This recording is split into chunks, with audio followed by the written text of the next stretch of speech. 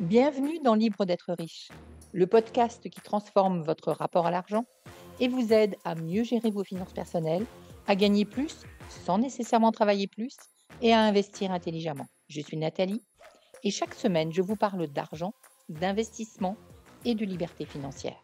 Libre d'être riche, c'est tous les mercredis. Alors, installez-vous pour un nouvel épisode. C'est parti!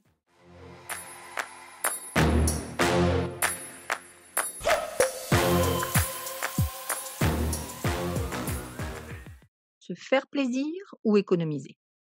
Pourquoi l'argent est-il un problème? Parce que vous pourriez vivre longtemps. Si vous aviez la certitude que vous alliez mourir demain, tous vos problèmes d'argent seraient résolus. Dans cet épisode, nous allons explorer l'un des problèmes numéro un avec l'argent. Devoir agir maintenant alors que le problème n'est pas encore là. Plus on raisonne à court terme, moins on a besoin de s'occuper de son argent. Raisonner à court terme, ça veut dire quoi? Ça veut dire payer ses factures et son loyer. Normalement, ce sont des dépenses contraintes. Se faire plaisir, dépenser de l'argent et bien sûr travailler suffisamment pour couvrir ses charges. C'est le système économique des journaliers d'autrefois et des salariés d'aujourd'hui s'ils vivent au jour le jour. Et c'est peut-être votre cas.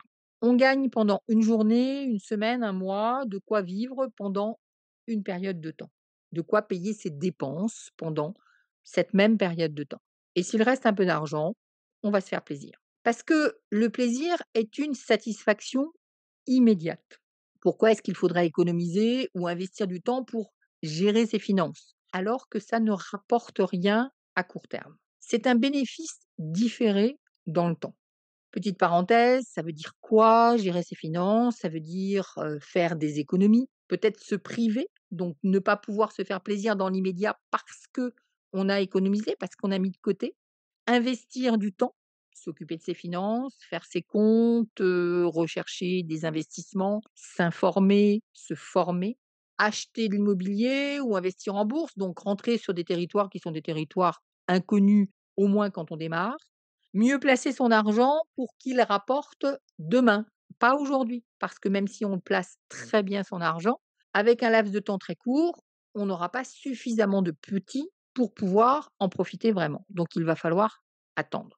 Est-ce que c'est vraiment bien raisonnable de faire tout ça, donc de passer du temps, de se priver, de mettre de l'argent de côté pour un bénéfice différé dans le temps? Un bénéfice qui peut être de travailler moins en conservant son niveau de vie, qui peut être bien sûr de gagner plus, donc d'augmenter ses revenus, qui peut être de maintenir son niveau de vie quoi qu'il se passe, y compris quand on est à la retraite. En termes de bénéfices, on peut aussi considérer que bien s'occuper de son argent, ça va permettre de faire face à de grosses dépenses prévisibles, par exemple les études des enfants. Donc, c'est même pas de l'imprévisible, c'est des grosses dépenses. On sait aussi que peut-être si vous êtes en copropriété, vous aurez un ravalement de façade à un moment donné dans votre vie à payer. S'occuper de son argent pour financer de nouveaux projets, pour se donner les moyens de changer de vie. Parce qu'il y a un moment donné où soit le métier qu'on fait aujourd'hui est un peu trop physique pour qu'on puisse le faire longtemps, soit on n'a juste plus envie de le faire, pour faire face à des dépenses de santé. Le problème, c'est que tout ça, ce sont des bénéfices pour plus tard.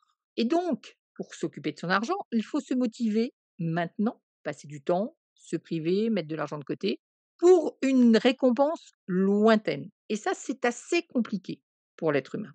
On a envie de satisfaction immédiate.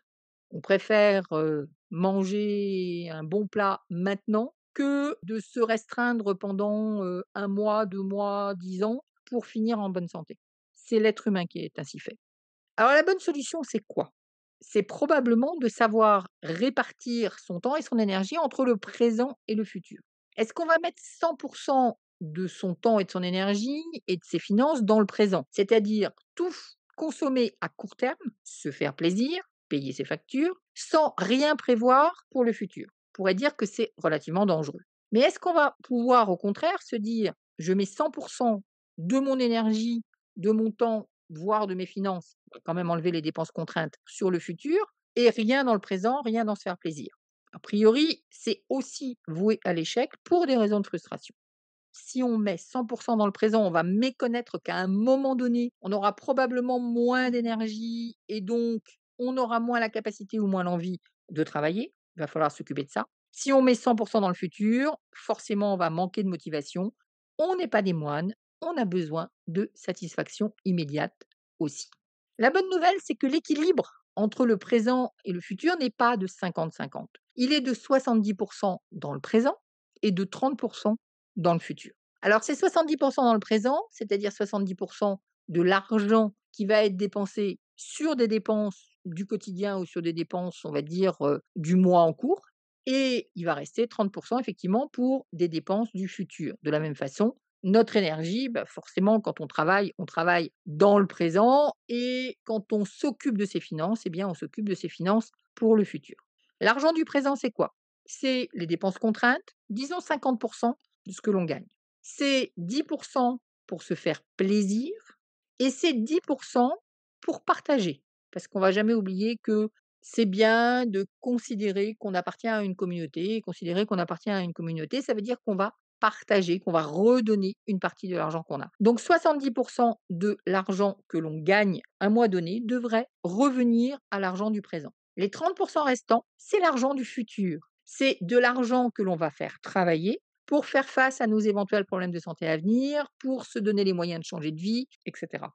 Et sur ces 30 d'argent du futur, on va considérer qu'il y a 10 qui sont de l'argent que l'on met dans notre croissance personnelle ou dans notre croissance spirituelle. Alors ça correspond à de l'argent, mais ça correspond aussi à du temps, et que l'on met 20 dans l'investissement. Donc 20 de l'argent que l'on gagne devrait être placé pour investir, pour que plus tard, eh bien, cet argent travaille pour nous et nous rende du pouvoir d'achat et du temps de travail quand on aura moins envie de travailler. C'est donc une bonne nouvelle, parce que quelque part, le futur n'a besoin que de 30 de votre énergie pour vous assurer un avenir radieux. Ça n'est pas 50, c'est 30. Parce que, et vous allez me dire c'est une évidence, mais des fois on l'oublie, le futur a le temps pour lui. Autrement dit, c'est 20 que l'on va mettre de côté qui vont être la part que l'on veut investir. Ils vont travailler sur la durée. Et donc, ils seront capables plus tard de nous rendre peut-être même 100 de notre pouvoir d'achat. Voilà ce que je voulais partager avec vous aujourd'hui. Où en êtes-vous de cette répartition entre le présent et le futur? Est-ce que vous êtes dans l'argent immédiat à 100? Est-ce que vous êtes un peu trop dans l'argent du futur, quitte à ressentir beaucoup de frustration? Essayez de mesurer cela et souvenez-vous, 70 de l'argent dans le présent, 30 pour le futur. Merci de m'avoir écouté. Si cet épisode vous a plu, abonnez-vous dès maintenant sur votre plateforme de podcast préférée et prenez quelques secondes pour me laisser 5 étoiles et un avis. C'est grâce à vos retours que je peux créer du contenu toujours plus pertinent et vous accompagner au mieux dans votre voyage vers la liberté financière. On se retrouve mercredi prochain pour un nouvel épisode de Libre d'être riche.